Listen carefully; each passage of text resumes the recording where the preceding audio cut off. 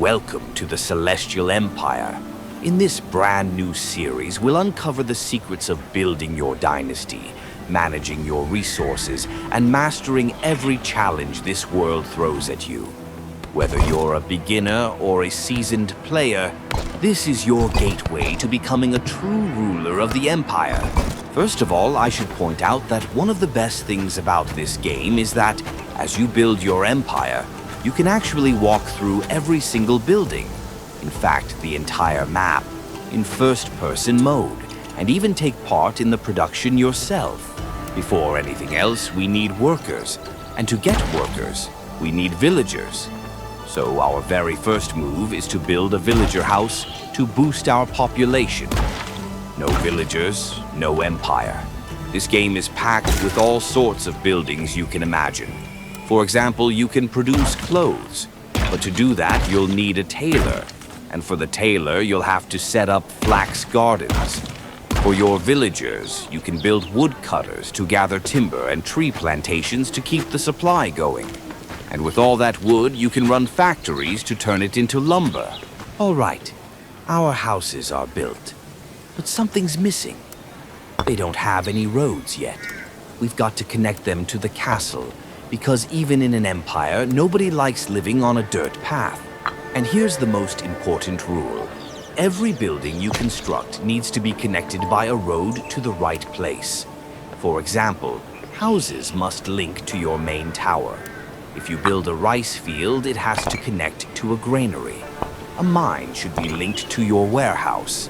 And if you're building a fishing hut, make sure it's connected both to the storage and to the fish market.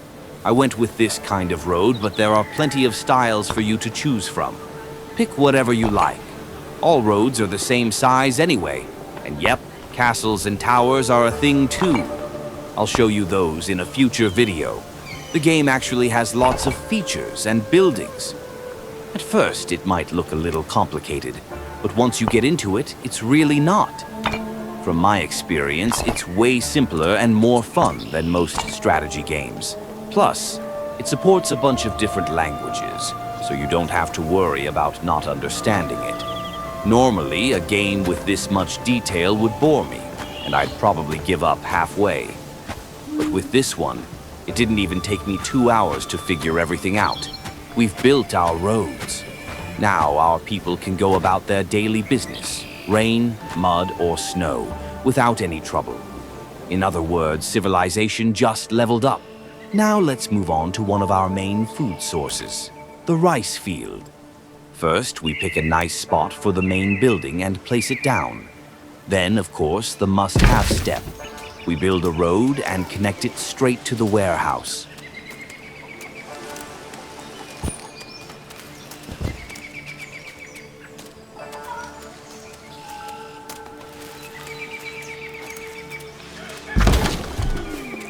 Now it's time to build the fields where we'll plant our rice.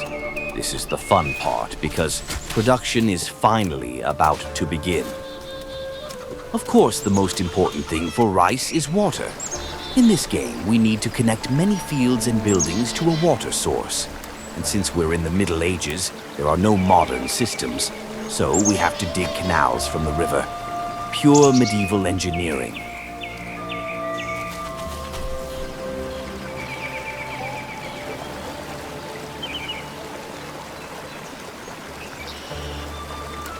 Of course, rivers don't just flow wherever we want them to. We can't just say, "Hey buddy, turn left into this canal," and expect it to happen. That's where our mighty hero comes in. The river pump. The magical machine that grabs the water by the arm and says, "Nope, this way, my friend." Sure, it doesn't work for free. But hey, from now on, the river dances to our tune. We can make our canals as long as we want, because every corner of the garden deserves water. And since we're planning to build lots of gardens, those canals need to stretch pretty far. The only problem? Our trusty canal pump can't push water all the way to the end. But don't worry, that's where our secret weapon comes in, the canal booster pump. Drop a few of these along the way, and suddenly the water's range extends like magic. Now every flower, tree, and little veggie patch gets its fair share. Now it's time to visit our freshly built rice field. And we're not just standing around admiring it. Oh no, we're rolling up our sleeves and joining the production ourselves. Who knew farming could be this much fun? I step onto the edge of our brand new canal and, wow, look at this masterpiece. It's like we've carved a shiny blue highway straight through the land. The water flows with such pride, as if it knows it's on an important mission. And there it is, our mighty pump. I can almost hear it grumbling. All right, fine, I'll push this water for you, but you'd better appreciate it. With every push, the river obeys and flows exactly where we want it.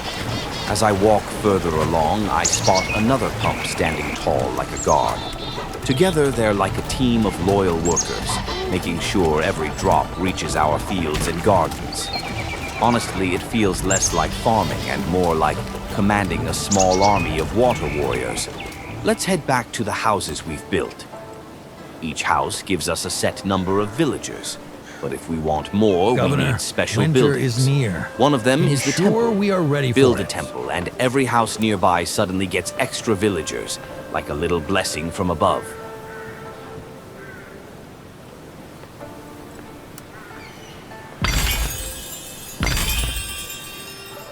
One of the most important ways to increase not only the number of villagers, but also their happiness, is by building markets connected to our settlements.